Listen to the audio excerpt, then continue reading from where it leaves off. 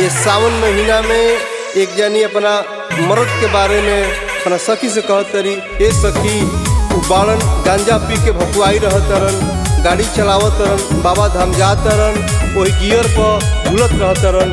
कैसे कहत तरी आई सुनल जा। गांजा के भक में लोटक के जलवा एने मोने उजलत,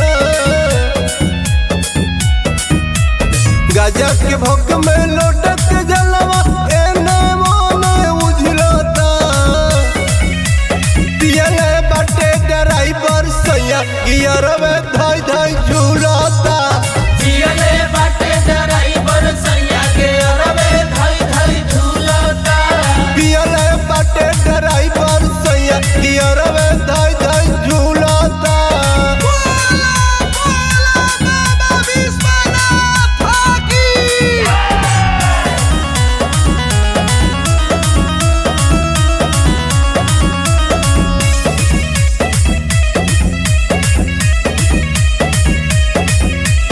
ऊपर नीचे गेरुआ पहिर के बाटे कमरिया भेस में, हाकत हाकत गड़िया लेके अइले बाबा के देश में।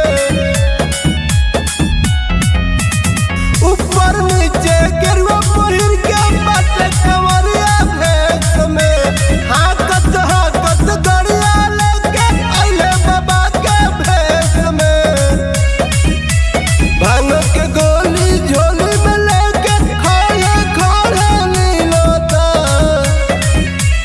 पियले बाटे ड्राइवर सैया गियर में धाई धाई झूलता, पियले बाटे ड्राइवर सैया गियर में धाई धाई झूलता, पियले बाटे ड्राइवर सैया गियर में धाई धाई झूलता।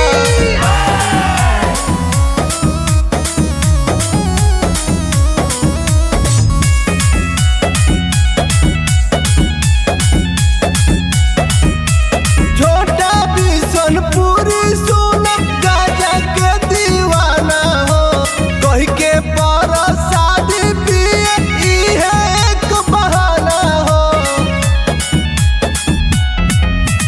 छोटा बिसन पूरी सुन गाजा के दीवाना हो, कही के पर शादी पिए इहे एक बहाना हो। सकती सोना ना सलाम कोमल जो सखीलन बा, पियले बाटे ड्राइवर सैया गियरवा धाई धाई